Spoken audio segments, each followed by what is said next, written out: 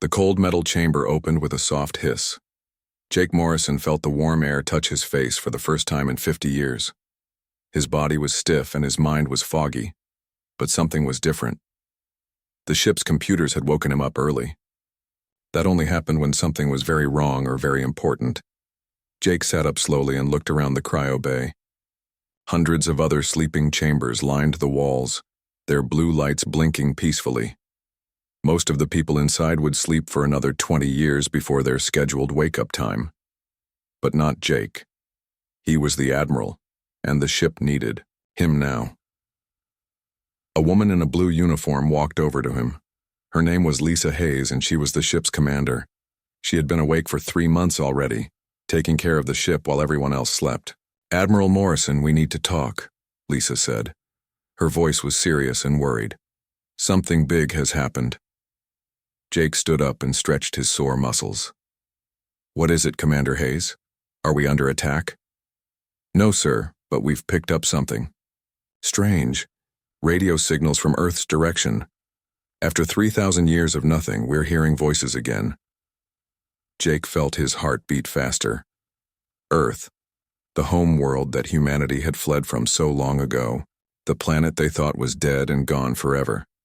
The two officers walked through the long corridors of the ship called New Terra. It was huge, big enough to hold 50,000 people and everything they needed to survive in space. The walls were made of strong metal, and soft lights showed the way to different parts of the ship. They passed other people who were awake and working. These were the caretakers, the people who kept the ship running while most everyone else slept. They looked at Jake with respect and fear. Everyone knew that if the Admiral was awake, something important was happening. Jake and Lisa entered the command center. It was a big room filled with screens and computers. Dr. Kevin Walsh was waiting for them. He was an older man with gray hair and tired eyes. He had been studying the radio signals for weeks. "Admiral, what we found will shock you," Kevin said. He pressed some buttons and a big screen showed a map of their old solar system. "These signals are coming from Earth, Mars, and the Moon, but they're not human signals." Jake stared at the screen. "What do you mean?" "The language is alien. We've been listening for 3 months now, and we've learned some of their words. Admiral, Earth is not empty. It's been taken over by the same aliens who drove us away 3,000 years ago." Jake felt anger rise in his chest. The Zephyrians, the creatures that had destroyed his ancestors' world and forced them to run into deep space. He had heard the stories from his grandmother, who had heard them from her grandmother. Stories of blue-skinned monsters with 4 arms who came from the stars promising peace, then turned their weapons on human cities. "How many of them are there?" Jake asked. Lisa pulled up more information on the screen. "Our long-range scouts count at least 50,000 alien ships in the solar system. They've built big space stations around Earth and Mars. It looks like they're mining the planets and taking all the valuable materials." Kevin nodded sadly. "Admiral, they've turned Earth into a giant mine. The forests are gone. The oceans are smaller. They've been stripping the planet bare for 3,000 years. Jake closed his eyes and took a deep breath. When he opened them again, his face was hard and cold. "Commander Hayes, wake up all the ship captains. Dr. Walsh, I want you to contact the other colony ships in our fleet. Tell them what we found." "What are your orders, sir?" Lisa asked. "We're going home," Jake said, "but not as the scared refugees who left Earth long ago. We're going back as something much more dangerous." Over the next few days, Jake met with the leaders of the other 6 colony ships in their fleet. Captain Alex Turner commanded the Freedom's Dawn, a ship full of soldiers and weapons.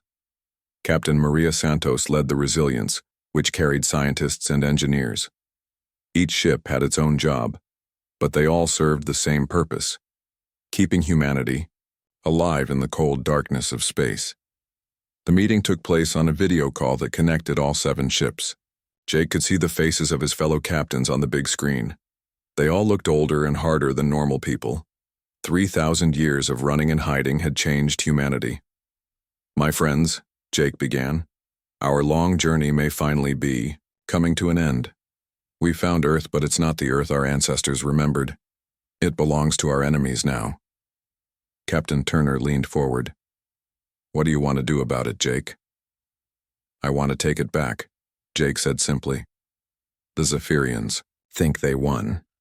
They think humanity is dead and gone. They have no idea that we survived, that we grew stronger, that we've been preparing for this day." Captain Santos spoke up. "Admiral, we're talking about war. Real war. Are we ready for that?" Jake looked at each captain's face on the screen. He saw the same anger and pain that he felt. These people had been born in space, but they still carried the memory of a stolen world in their hearts. "Look around you," Jake said. "Look at what we've built in 3,000 years. Our ships are faster and stronger than anything the Zephyrians have. Our weapons are more advanced. Our people are tougher because we've had to survive in the hardest place possible, empty space." Dr. Walsh brought up pictures of Earth on the screen. The planet looked sick and wounded. Where green forests used to grow, there were now gray mining sites. The blue oceans had brown stains in them from alien machines. "They destroyed our world," Jake continued. "They killed our people. They thought they could erase humanity from the universe. But they were wrong. We're still here, and we're stronger than ever." The vote was quick and unanimous. All 7 ships would return to Earth. But they wouldn't come as peaceful visitors. They would come as conquerors, ready to take back what belonged to humanity. Jake stood up and looked out the window at the stars. Somewhere in that darkness was Earth, waiting for its children to come home. The Zephyrians had 3,000 years to enjoy their victory. Now it was time for them to learn what human revenge looked like. The human fleet moved like shadows through the outer edges of the solar system. Their ships were painted black and covered with special materials that made them invisible to alien sensors. For 2 weeks they had been hiding among the cold rocks and ice chunks that floated far from the sun. Lieutenant Colonel Danny Brooks stood in the briefing room of his scout ship. Around him sat 12 of the best soldiers humanity had ever trained. These men and women had spent their whole lives preparing for war, even though they had never seen their enemy until now. "Listen up," Danny said, pointing to a map on the wall. "We've been watching the aliens for 14 days. They call themselves the Zephyrian Collective, just like in the old stories. They have 47 major bases in our solar system, and they think they own the place." One of the soldiers, a young woman named Carol Price, raised her hand. "Colonel, how many of them are there?" "Our best count says about 2 million Zephyrians live in the solar system now. Most of them work in the mining operations on Earth and Mars. They've been here so long some of them were probably born here." Danny switched to a different map that showed Earth. The planet looked wrong. Where the Amazon forest used to be, there was now a huge hole in the ground. The Great Lakes were gone, replaced by metal structures. Even from space you could see that Earth was sick. "They didn't just beat us," Danny continued. "They erased us. Look at this." The screen showed pictures taken by their spy cameras. The Zephyrians had built monuments all over Earth, tall metal towers that celebrated their victory over humanity. In what used to be New York City, there was a giant statue of a Zephyrian warrior standing on top of crushed human skulls. The soldiers in the room got quiet and angry. Many of them clenched their hands into fists. These people had grown up hearing stories about Earth from their grandparents. Now they could see what the aliens had done to their ancestral home. Captain Nicole Ford was the leader of the Ghost Squadron, the most secret unit in the human fleet. She was small and quick, with short black hair and cold gray eyes. Nicole had volunteered for the most dangerous job, getting inside an alien base to steal information. 3 days later, Nicole floated in space near a Zephyrian research station. Her suit was completely black and had technology that made her invisible to their cameras. She moved carefully toward the station's docking bay. The station was built like a giant wheel, spinning slowly to create artificial gravity. Nicole found a maintenance hatch and used her tools to cut through the metal. She slipped inside like a ghost. The hallways were built for creatures taller than humans. The Zephyrians were about 7 feet tall, with blue skin and 4 arms. Nicole had studied their language and culture for months, preparing for this moment. She made her way to the station's computer center. The room was empty because it was the middle of the aliens' sleep cycle. Nicole plugged a small device into their main computer and began downloading everything she could find. What she discovered made her stomach feel sick. The files contained detailed records of the original invasion 3,000 years ago. The Zephyrians had studied humanity for 50 years before they attacked. They had learned human languages, human culture, and most importantly, human psychology. The aliens had pretended to be peaceful visitors. They sent ambassadors to Earth who spoke about friendship and trade. While human leaders were trying to welcome them, Zephyrian warships were secretly moving into position around the planet. Nicole found video files that showed the attack. Zephyrian ships had appeared over every major human city at the same time. They used weapons that turned buildings into dust and people into ash. The attack lasted only 6 hours. In that time, they killed 8 billion humans. But the worst part was what happened next. The files showed that the Zephyrians had kept some humans alive as test subjects. They wanted to study human emotions, especially fear and despair. They tortured people just to see how they reacted. Nicole found records of other planets too. The Zephyrians had done this before. Over the past 5,000 years, they had destroyed 27 different species. They called it the Great Cleansing, and they believed they were making the galaxy pure by removing inferior creatures. As Nicole copied the files, she heard footsteps in the hallway. A Zephyrian guard was coming. She quickly finished the download and hid behind a computer terminal. The guard walked into the room. It was tall and thin, with 4 arms and skin that looked like blue leather. Its eyes were black and cold, like a shark's eyes. The creature looked around the room carefully as if it sensed something was wrong. Nicole held her breath and stayed perfectly still. The guard walked closer to where she was hiding. Just when it seemed like the alien would find her, an alarm started ringing in another part of the station. The guard ran toward the alarm and Nicole used the chance to escape. She made her way back to the maintenance hatch and slipped out into space. Her small ship was waiting nearby, invisible in the darkness. When Nicole returned to the human fleet, she brought the most important intelligence they had ever gathered. Admiral Morrison and the other leaders studied the files for hours. "Now we know the truth," Jake said to his commanders. "The Zephyrians are not just our enemies. They are the enemies of all life in the galaxy. They won't stop with us. They'll keep killing until every other species is dead." Commander Lisa Hayes looked at the pictures of the destroyed planets. "Admiral, this changes everything. We're not just fighting for revenge anymore. We're fighting to save the galaxy from these monsters." Jake nodded. "That's right. And now we know their biggest weakness." "What's that, sir?" asked Captain Turner. "They think they already won. They've been safe for 3,000 years, mining our planets and building their monuments. They've gotten soft and lazy. But most importantly, they have no idea that we survived. They think humanity is extinct." Jake stood up and walked to the window. In the distance, he could see the dim light of the sun that used to warm Earth. "The Zephyrians studied us before they attacked," Jake said. "They learned about human fear and human weakness. But there's one human emotion they never understood." "What's that?" Lisa asked. Jake turned around, and his eyes were hard as steel. "Human patience. We've been waiting 3,000 years for this moment. We've grown stronger while they grew comfortable. Now it's time to show them what happens when you hurt humanity and leave survivors behind." The war for Earth was about to begin. But the Zephyrians still had no idea that death was coming for them from the cold darkness of space. Major Sam Collins floated in the zero-gravity chamber of the science ship Resilience. Around him, millions of tiny robots smaller than dust particles danced in the air like metal snowflakes.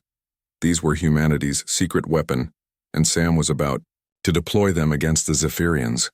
The robots were called Whisperbots, and they were invisible to alien sensors. Each one was smaller than a grain of sand but carried enough programming to disable an entire enemy ship. Sam had spent 2 years perfecting them, and now it was time to test them in real combat. "Dr. Green, are the delivery systems ready?" Sam asked. Dr. Ashley Green looked up from her computer screen. She was young, maybe 25, but she was one of the smartest people in the human fleet. Ashley had designed biological weapons that would only affect Zephyrian physiology. Yes, sir. The Whisperbots are loaded with the bioagents. Once they get inside the alien ships, they'll spread through their air and water systems. The Zephyrians won't even know they're being attacked until it's too late. Sam nodded and activated his communicator. Admiral Morrison, this is Major Collins.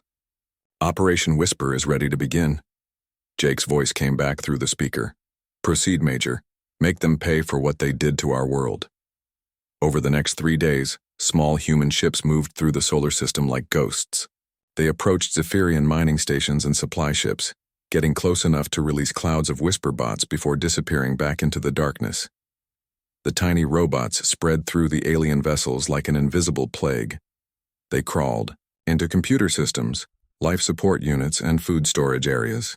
Within hours, every major Zephyrian installation had been infected. Commander Ryan Parker led the human strike teams that attacked isolated enemy outposts. Ryan was tall and strong, with scars on his face from training accidents. He had volunteered for the most dangerous missions because he wanted to be the first human to kill a Zephyrian in 3,000 years. Ryan's team approached a small mining station on one of Jupiter's moons. The station had 12 Zephyrian workers and was far from any help. It was the perfect target for their first real attack. Remember, we make this look like an accident, Ryan whispered to his soldiers as they moved through the station's corridors. No evidence that humans were here.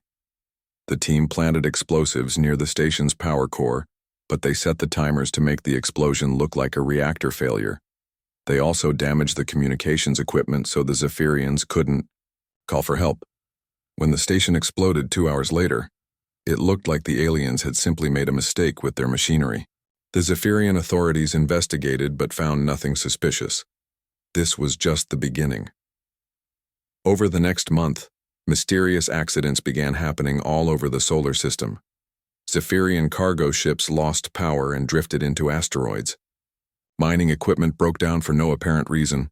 Communications arrays stopped working. Captain Ben Lewis commanded a stealth destroyer called the Vengeance. His ship was painted completely black and equipped with weapons that fired no light or sound. Ben's job was to attack Zephyrian supply convoys and make them disappear without a trace. Target acquired, Ben's weapons officer reported. Zephyrian, transport ship carrying food supplies to the Mars colonies. Fire Torpedo 1, Ben ordered. The torpedo moved through space silently, guided by its own computer brain. It struck the alien ship and created a small explosion that looked like an engine failure. The transport broke apart and scattered its cargo into the darkness. When other Zephyrian ships arrived to investigate, they found only wreckage floating in space. They assumed the transport had suffered a mechanical failure. They had no idea that human weapons had killed their people. Dr. Ashley Green's biological weapons were working even better than expected. The Whisperbots had spread her specially designed viruses through the Zephyrian water and air systems. The aliens began getting sick with mysterious illnesses that their doctors couldn't identify or cure. The disease was designed to be slow and confusing. Zephyrians would feel tired and weak, but their medical scanners showed nothing wrong. Some of them started having trouble thinking clearly. Others began losing their memory. The alien doctors tried everything they could think of, but nothing worked. They didn't understand that the illness was actually millions of tiny machines attacking their nervous systems from the inside. Admiral Morrison watched the reports coming in from all over the solar system. Zephyrian efficiency was dropping rapidly. Their mining operations were behind schedule. Their military patrols were making mistakes. Their commanders were arguing with each other because they couldn't figure out what was going wrong.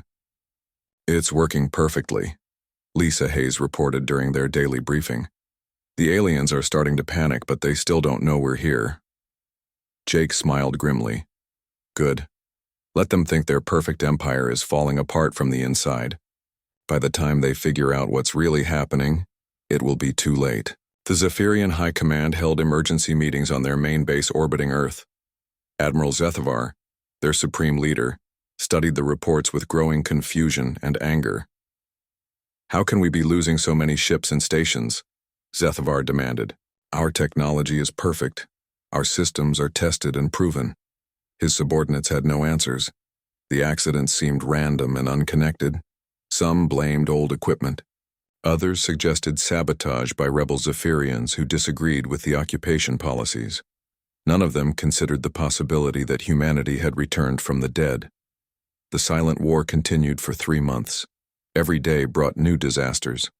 For the Zephyrians, ships disappeared, stations went dark, workers got sick and couldn't perform their duties. The aliens began pulling their forces back from the outer planets to concentrate their defenses around Earth and Mars. This was exactly what the humans wanted. By grouping together, the Zephyrians were making themselves easier targets for the main attack that was coming. Captain Nicole Ford completed another spy mission, this time inside the main Zephyrian command center on the moon. She planted listening devices and hacked into their computer networks. What she discovered made her smile for the first time in months. "Admiral, you need to hear this," Nicole reported when she returned to the fleet. She played a recording of Zephyrian commanders talking. "We're losing control," one alien voice said. "The workers are scared. The ships are breaking down. Some of our people are starting to believe that the spirits of dead humans are haunting us." "Nonsense," another voice replied. "Humans were weak creatures. We exterminated them completely 3,000 years ago." "Then explain what's happening to us," the first voice demanded. "Explain why our perfect empire is crumbling." Jake listened to the recording and laughed. It was the first time his officers had heard him laugh since they discovered Earth was occupied. "They're afraid," Jake said. "The mighty Zephyrians, the creatures who destroyed 27 civilizations, are afraid of ghosts and spirits. They can't admit that the humans they thought they killed have come back stronger than ever." The silent war had weakened the enemy and spread fear through their ranks. Now it was time for the real battle to begin. Soon the Zephyrians would learn that human ghosts were very real, and they had returned from the darkness to collect a debt that was 3,000 years overdue. Commander Kate Morgan crouched behind a metal wall inside the Zephyrian command center on the moon. Her mission had been going perfectly until now. She had planted spy devices and stolen computer files for 2 hours without being detected. But then everything went wrong. A Zephyrian guard had spotted her shadow moving across a doorway. Now alarms were ringing throughout the base, and alien soldiers were searching for her with their weapons ready. Kate pressed herself against the wall and checked her equipment. She had enough explosives to destroy this entire section of the base, but that would kill her too. Her orders were clear: get the information and escape alive. But escape was looking impossible now. 4 Zephyrian soldiers rounded the corner, their black eyes scanning the hallway. Each alien stood 7 feet tall and carried an energy weapon that could burn through metal. Kate held her breath and stayed perfectly still. The lead Zephyrian stopped directly in front of her hiding spot. It tilted its blue head and sniffed the air with its flat nose. Kate realized with horror that it could smell her. "Human," the alien said in its strange, clicking language. "We know you are here." Kate made a decision. She jumped out from behind the wall and fired her weapon at the closest Zephyrian. The alien fell backward, purple blood spreading across its chest, but there were too many of them. Energy beams flashed around Kate as she ran down the hallway. One beam hit her shoulder and sent her crashing into a wall. Pain shot through her body, but she forced herself to keep moving. More Zephyrians appeared ahead of her, blocking her escape route. Kate was trapped between 2 groups of enemies with nowhere to run. She raised her hands in surrender. "I give up," she said in the Zephyrian language. The aliens surrounded her and pointed their weapons at her head. Kate felt no fear, only satisfaction. Her capture would force Admiral Morrison to begin the main attack early, but that was okay. The silent war had done its job. The Zephyrians were already weakened and confused. 3 hours later, Kate sat chained to a chair in an interrogation room. Across from her sat Admiral Zethvar himself, the supreme commander of all Zephyrian forces in the solar system. Zethvar was older than the other aliens Kate had seen. His blue skin was darker and covered with scars. His 4 arms moved constantly as he spoke, like he was conducting an invisible orchestra. "So," Zethvar said in perfect English, "the humans have returned from their grave. Tell me, little creature, how many of your people survived our cleansing?" Kate stared at him with cold eyes and said nothing. Sethavar leaned forward. We killed 8 billion of your kind 3,000 years ago. We turned your cities to ash and your forests to dust. How many of you escaped into the darkness? Kate smiled. Enough. The Zephyrian admiral stood up and walked around the room. You think you are clever, hiding in the shadows and playing your little tricks. But we have ruled this galaxy for 5,000 years. We have destroyed civilizations that were older and stronger than humanity ever was. Then why are you losing? Kate asked quietly. Sethavar stopped walking. What did you say? Your empire is falling apart, Kate continued. Your ships are breaking down. Your people are getting sick. Your commanders are afraid. You're losing control and you can't figure out why. The alien admiral grabbed Kate by the throat with one of his 4 hands. You will tell me how many ships you have. You will tell me where they are hidden. You will tell me everything. Kate looked into his black eyes and laughed. I don't need to tell you anything. You'll see for yourself very soon. At that exact moment, alarms began ringing throughout the lunar base. A Zephyrian officer ran into the room, panic clear on his blue face. Admiral Sethavar, the officer said, we have a problem. A big problem. What is it? Sethavar demanded. Ships, sir. Hundreds of them. They just appeared out of nowhere all around the solar system. Admiral Morrison stood on the bridge of the new Terra and watched as his fleet decloaked simultaneously across the solar system. For months they had hidden in the darkness like ghosts. Now they revealed themselves as angels of death. The human ships were beautiful and terrible to see. They were sleek and black, shaped like knife blades cutting through space. Their hulls were covered with weapons that glowed with deadly energy. These were not the ships of desperate refugees. These were the warships of a species that had spent 3,000 years preparing for revenge. All ships, this is Admiral Morrison. Jake spoke into his communicator. Today we take back our home. Today we show the galaxy what happens when you hurt humanity and leave survivors behind. Captain Luke Davis commanded the assault ship Freedom's Dawn. His ship was one of 50 that surrounded the main Zephyrian base on Mars. The red planet was covered with alien mining equipment and military installations. Target acquired, Luke's weapons officer reported. Zephyrian defense platform coming within range. Fire all weapons, Luke ordered. The Freedom's Dawn unleashed a barrage of energy beams and missiles. The Zephyrian platform tried to return, fire, but its weapons were designed for fighting other aliens, not the advanced technology that humanity had developed during their long exile. The platform exploded in a ball of orange fire. Pieces of burning metal scattered across the Martian sky.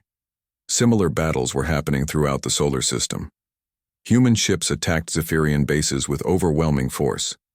The aliens tried to fight back, but they were confused and unprepared. For 3,000 years, the Zephyrians had faced no serious resistance. They had grown lazy and overconfident. Their ships were big and powerful, but they were also slow and clumsy. The human ships moved like dancers, fast and graceful. They struck the enemy and disappeared before the Zephyrians could react. When the aliens did manage to fire back, the human ships were already somewhere else. On Earth's moon, Admiral Sethavar watched his empire crumble on the command center's main screen. Red warning lights flashed everywhere as reports of defeats poured in from across the solar system. How is this possible? Sethavar whispered. Humans were primitive creatures. They had no advanced technology. The Zephyrian officer beside him was shaking with fear. Sir, we're receiving a transmission from the human fleet. They want to speak with you. Put it on screen, Sethavar ordered. Jake Morrison's face appeared on the main display. He looked older and harder than any human the Zephyrians had ever seen. His eyes burned with 3,000 years of accumulated hatred. Admiral Sethavar, Jake said calmly. My name is Jake Morrison, commander of the human fleet. I believe you have something that belongs to us. What do you want? Sethavar demanded. Our solar system, our planets, our moon, everything you stole from us 3,000 years ago. Sethavar tried to sound confident, but his voice shook. You cannot defeat us. We are the Zephyrian Collective. We have conquered dozens of worlds. Jake smiled, but there was no warmth in it.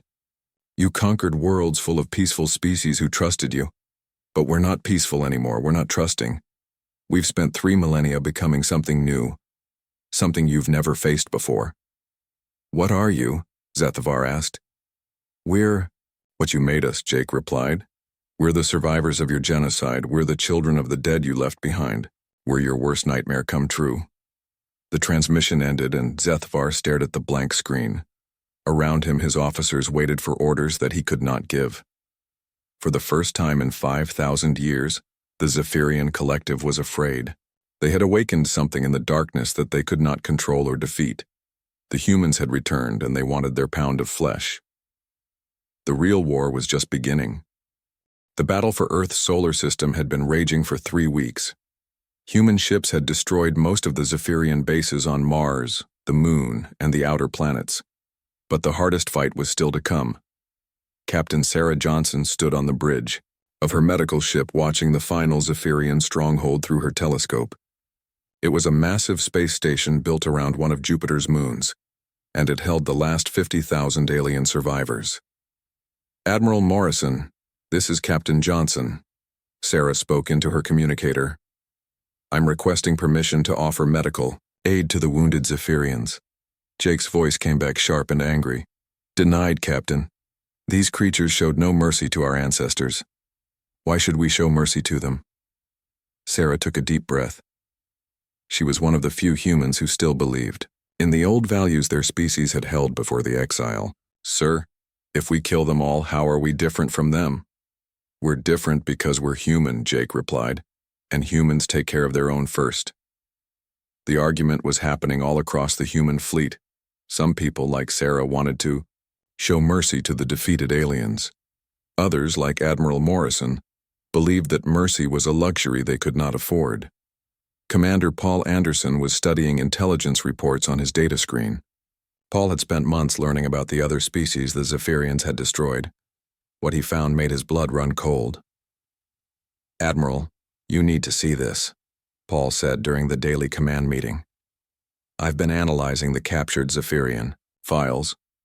In the past 5,000 years, they haven't just conquered 27 civilizations. They've completely erased them from existence. Jake looked at the data Paul was showing him. What do you mean erased? I mean extinct, sir. Gone. Forever. The Zephyrians didn't just take over these planets. They killed every single member of each species. Men, women, children, even their animals. They sterilized entire worlds. The room got very quiet. Even the officers who had been supporting mercy for the Zephyrians looked shocked. Paul continued, reading from his files. The Corvani were peaceful traders who lived on 7 planets. The Zephyrians killed all 4 billion of them and turned their worlds into mining colonies. The Thessar were scientists who had discovered faster-than-light travel. All 6 billion Thessar were murdered and their technology was stolen. Captain Sarah Johnson felt sick to her stomach. How many total? Over 300 billion intelligent beings, Paul answered. That's more than 50 times the entire population Earth ever had. The Zephyrians aren't just our enemies, Admiral. They're the enemies of all life in the galaxy. Jake stared at the numbers on the screen. 300 billion deaths. 57 entire civilizations wiped from existence. No survivors, no refugees, no one left to remember their names or their cultures. Captain Johnson, Jake said quietly, do you still think we should show mercy? Sarah was quiet for a long moment. When she finally spoke, her voice was sad but firm. No, sir. I don't. The final battle took place near Jupiter, where the Zephyrian High Fleet had gathered for their last stand. Admiral Zethavar commanded 200 alien warships, the largest force they could assemble. But the human fleet had grown to over 800 ships. More vessels had arrived from the deep space colonies, carrying soldiers who had traveled for months to join the fight for Earth. Admiral Morrison stood on the bridge of his flagship, the Retribution. The ship was humanity's most advanced warship, equipped with weapons that could tear apart entire space stations. All ships, this is Admiral Morrison. Jake spoke to his fleet. Today we end the Zephyrian threat forever. Today we make sure they can never hurt another species again. The battle began when both fleets opened fire at the same time. Space lit up with energy beams and explosions as hundreds of ships fought in the darkness around Jupiter. The Zephyrian ships were large and heavily armored, but they moved slowly and could not change direction quickly. The human ships were smaller and faster, darting between the enemy vessels like angry hornets. Captain Luke Davis piloted his ship directly at a Zephyrian battlecruiser 3 times his size. At the last second, he fired all his weapons into the alien ship's weak spots that human intelligence had identified. The Zephyrian ship broke apart in a massive explosion that lit up half of Jupiter's sky. Similar scenes played out across the battlefield. Human ships used their superior speed and knowledge of Zephyrian weaknesses to destroy enemy vessels one by one. Admiral Morrison targeted Admiral Zethvar's flagship personally. The Retribution was equipped with humanity's ultimate weapon, gravity manipulator that could create artificial black holes. Target the Zephyrian command ship, Jake ordered his weapons officer. Maximum power. The gravity weapon fired, creating a small black hole directly inside Zethvar's ship. The alien vessel was torn apart from the inside, as the artificial gravity well ripped through its hull.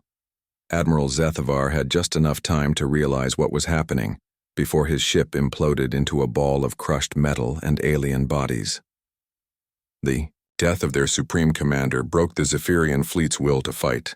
The remaining alien ships tried to surrender, but Jake had given orders to accept no surrenders. Dr. Michelle Davis monitored the systematic shutdown of Zephyrian infrastructure across the solar system. Human ships destroyed every alien mining operation, every space station, every communications relay. Admiral, we're receiving distress calls from the last Zephyrian civilian settlements, Michelle reported. They're asking for mercy. Jake's face was stone cold. No mercy, no survivors, no second chances. The human fleet spent 3 more days hunting down every remaining Zephyrian in the solar system. Some aliens tried to hide on asteroids or in the outer planet's ice rings, but human sensors found them all. When it was over, only a few hundred Zephyrians were left alive. These final survivors were loaded onto basic escape pods with enough supplies to reach the nearest star system. You have a choice, Jake told them over the radio. Leave our solar system forever and never return, or die here with the rest of your kind. The surviving Zephyrians chose exile. Their escape pods launched into deep space, carrying the last remnants of a species that had once ruled much of the galaxy. As Jake watched the alien ships disappear into the darkness, he felt no satisfaction. The victory was complete, but the cost had been enormous. Humanity had won, but they had also become something their ancestors would not recognize. Captain Sarah Johnson stood beside him on the observation deck. What have we become, Admiral? Jake looked out at the debris field where thousands of ships had died. We've become survivors, Captain. We've become strong enough to make sure this never happens again. The solar system belonged to humanity once. More, but the species that reclaimed it was harder and colder than the one that had lost it 3,000 years before. The price of victory had been their innocence, and they could never get it back. 1 year after the last battle, Admiral Jake Morrison stood at the window of the rebuilt Luna station. Below him, Earth slowly turned in space, showing continents that were still scarred from 3,000 years of alien mining. The planet looked different now. Where green forests had once grown, there were brown patches of dead soil. The oceans were smaller and had strange colors from the chemicals the Zephyrians had dumped into them. It would take many generations to heal the damage that had been done, but humanity was home again. Captain Rachel Stone walked up behind Jake carrying a datapad full of reports. Rachel was in charge of establishing new colonies throughout the ETA solar system, but these were not the peaceful settlements that humans had built long ago. Admiral, the Mars Fortress is operational, Rachel reported. We now have 50,000 soldiers stationed there, along with enough weapons to destroy any invasion fleet. Jake nodded without taking his eyes off Earth. What about the asteroid belt defenses? Complete, sir. We've built weapon platforms on every major asteroid. Nothing bigger than a space rock can enter our solar system without our permission. Jake finally turned around to look at Rachel. His face had aged 10 years in the past 12 months. The weight of commanding humanity's return had left deep lines around his eyes. "Good," Jake said. "We can never let our guard down again. The galaxy is full of species that might want to destroy us." Rachel hesitated before speaking again. "Sir, some of the colonists are asking questions. They want to know why we're building so many weapons. They say the threat is over." Jake's expression became hard. "The threat is never over, Captain.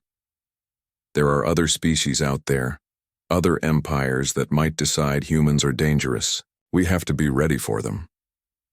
Commander Greg Thompson was preparing for humanity's next mission in the depths of space. Greg led the new Deep Space Reconnaissance Corps, a fleet of fast ships designed to hunt down the remaining Zephyrian exiles and make sure they could never threaten anyone again. "Admiral Morrison, this is Commander Thompson." Greg spoke into his communicator from the bridge of his ship. "We've found traces of the Zephyrian exile fleet. They're heading toward the Centauri system." Jake's voice came back immediately. "Follow them, Commander. Make sure they don't try to rebuild their forces or contact other hostile species." "Understood, sir. What are our rules of engagement?" "If they make any aggressive moves, destroy them. If they try to settle on any inhabited world, destroy them. If they even look like they're planning something, destroy them." Greg felt a chill run down his spine. These orders were cold and brutal, but he understood why Jake had given them. The Zephyrians had proven that they could not be trusted or reformed. Dr. Angela White was writing her report on how humanity had changed since their return to Earth. Angela was a psychologist who studied human behavior, and what she had discovered worried her. The humans who had returned from exile were different from their ancestors in important ways. They were harder, more suspicious, and much more willing to use violence to solve problems. Children born on the colony ships during the 3,000-year journey had never known peace. They had grown up hearing stories about the alien monsters who destroyed Earth. They had been trained from birth to fight and to never trust anyone who was not human. The psychological profile of modern humanity shows significant changes. Angela wrote in her report, "We have become a warrior species. Our art, our literature, our music, everything we create is focused on strength and survival. We no longer see ourselves as explorers or diplomats. We see ourselves as predators." Angela paused and looked out, her office window at Earth. Human ships patrolled the space around the planet constantly, their weapons always ready for battle. "We won the war," she continued writing, "but we lost something important in the process. We lost our innocence, our trust, our belief that the universe could be a peaceful place."